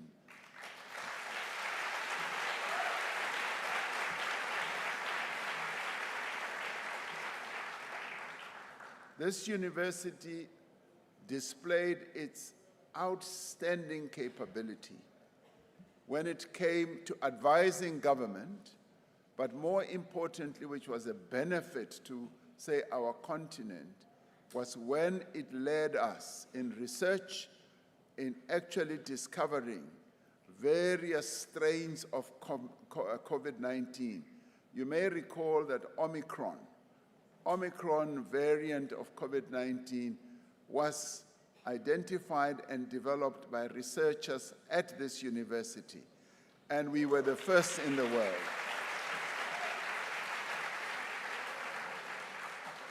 So I may be taking a little long, but I do need to pay tribute to the scientists, to the researchers, to the intellectuals, to the academics of this university, as well as to the leadership, and say we pay homage and tribute to you for the excellence that is displayed in this university. So all of you students who are here, you are very lucky to be learning at this outstanding and leading university. You are very lucky.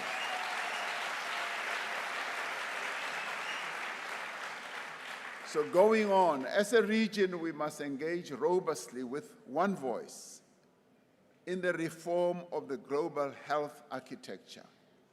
Health security is very important to all of us, and you only realize it the day you are sick, that we needed to have good health security. The people of this region will not reach their potential for as long as division and discrimination remain. We must break down the barriers of race, of religion, and of tribe. We must ensure equal opportunity for women and men, for city dwellers and for rural people, for young and old. Yet there can be no equality between men and women for as long as women are not safe.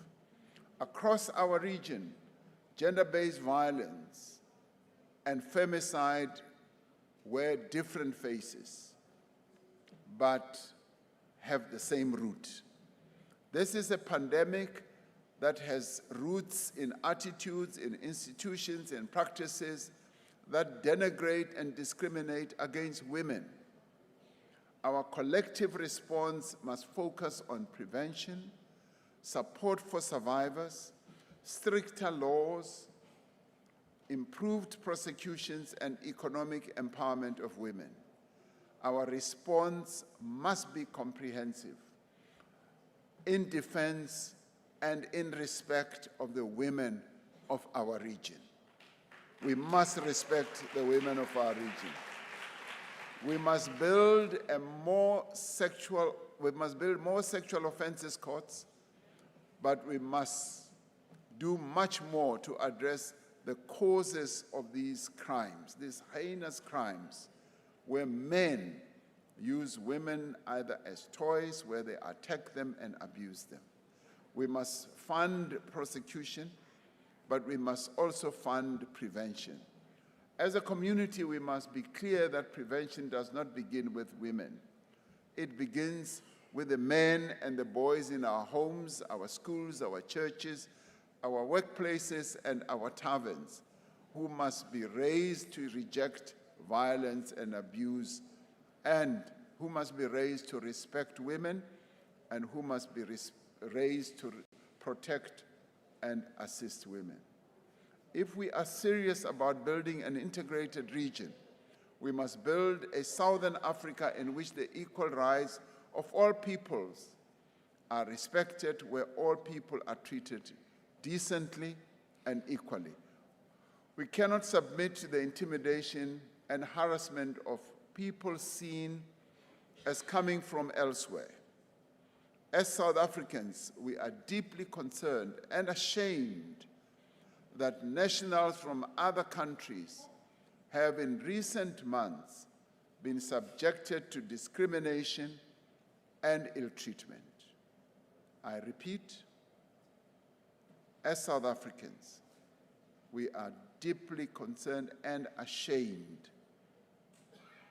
that people from other nations, some whose leaders are here, were treated badly and were even forced to leave the country under threat of violence.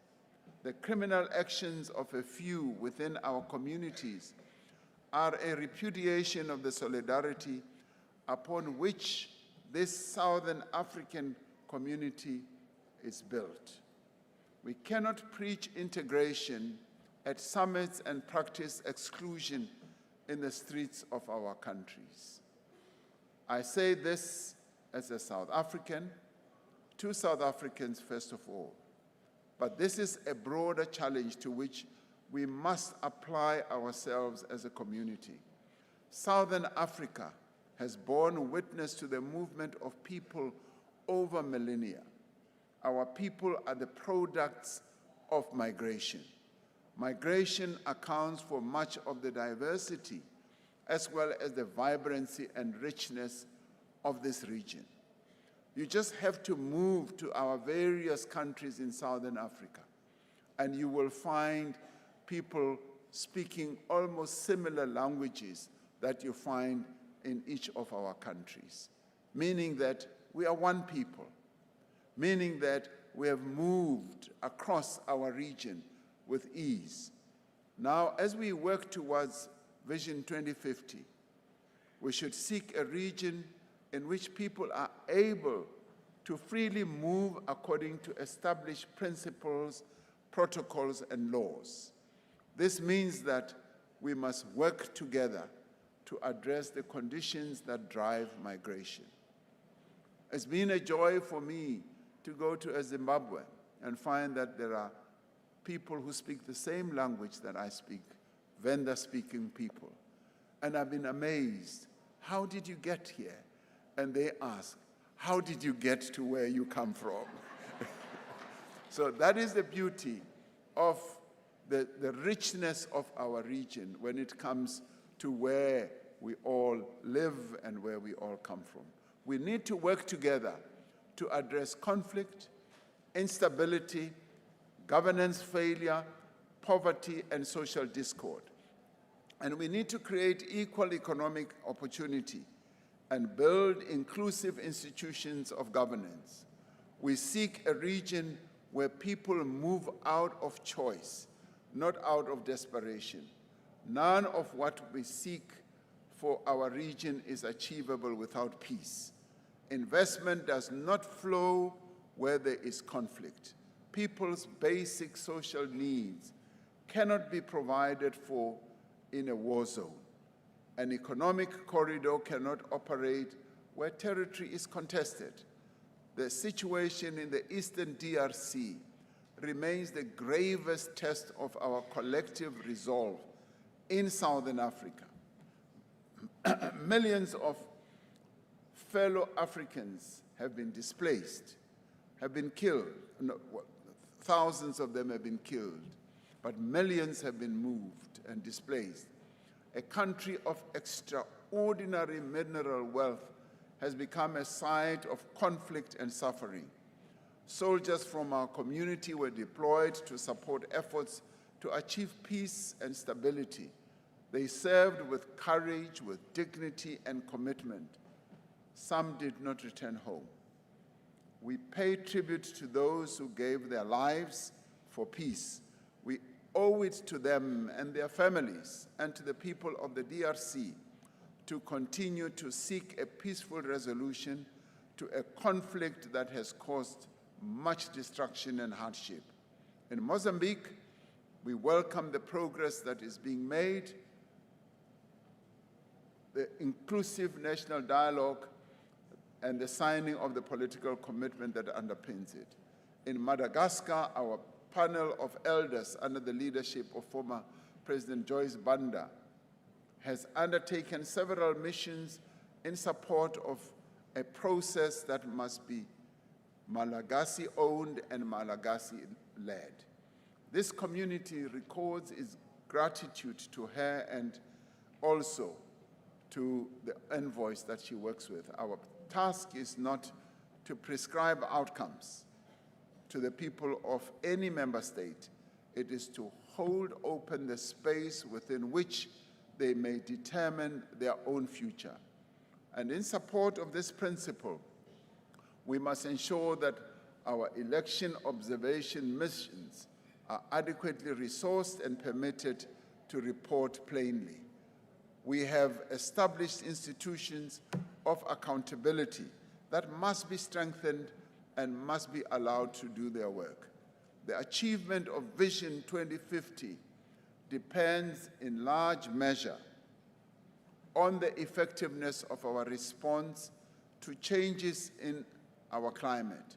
Our region is increasingly subject to successive seasons of drought, of cyclones, and of floods.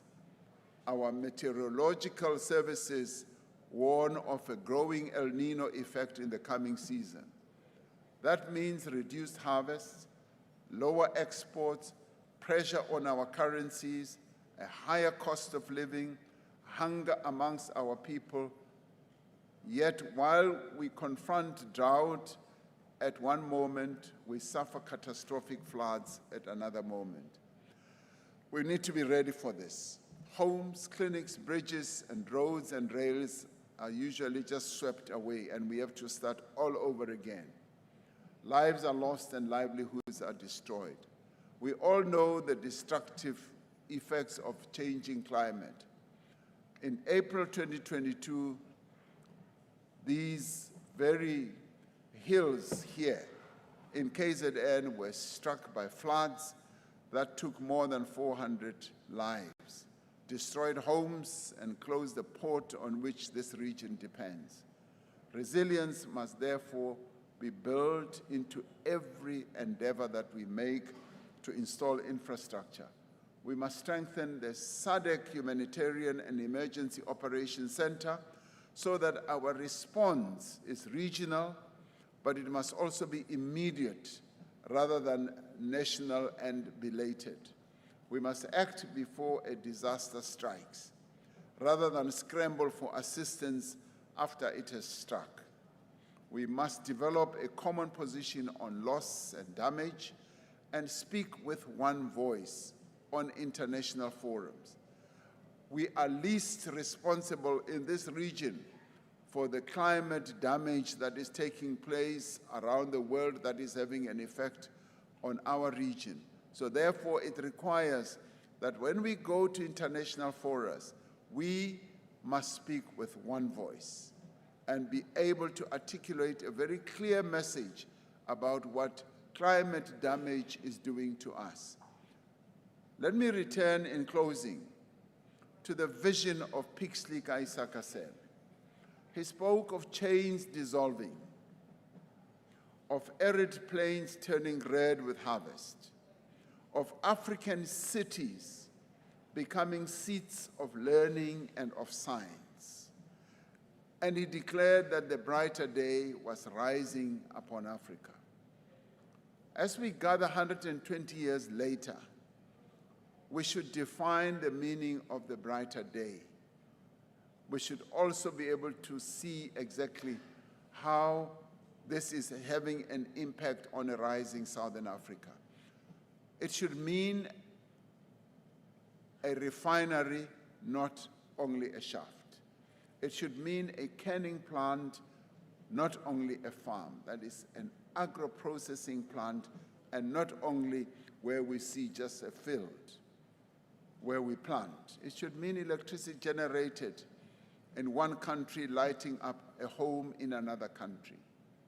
It should mean a car that is assembled in one SADC country using parts that are manufactured in another SADC country and produced finally in another country.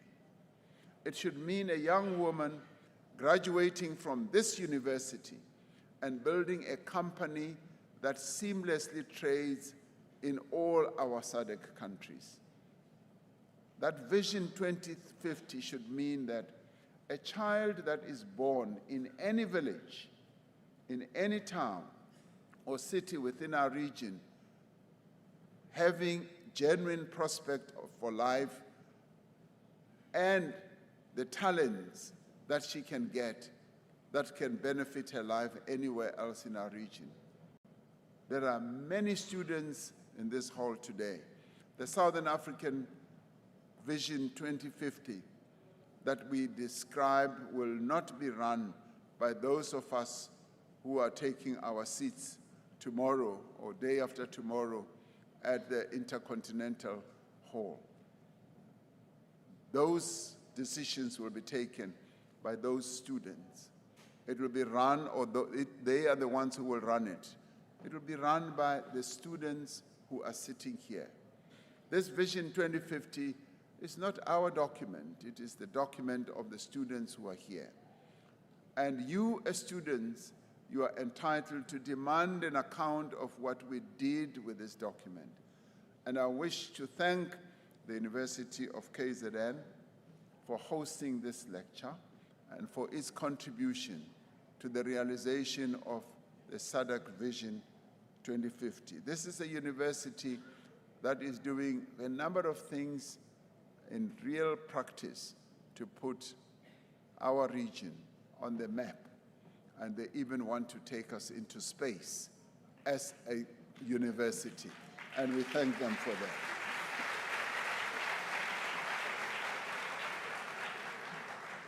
Yes, I should say they are developing rockets that they want to shoot into space, and they are doing a great job. We welcome in particular the 4 pillars identified by the university advancing regional value chains in agro-processing and critical minerals, and researching ethical AI and digital inclusion, combining indigenous knowledge and innovation systems with climate science and agroecological resilience, and building human capital through youth and women and entrepreneurship programs. Oh, that's quite a lot. Through policy dialogues and briefs, inter-university research networks, and multi-sectoral consultations, the university has fully embraced its responsibility to contribute to the development, transformation, and integration of our region. Now, this is university speak. This is what they wanted me to say, and I'm saying it.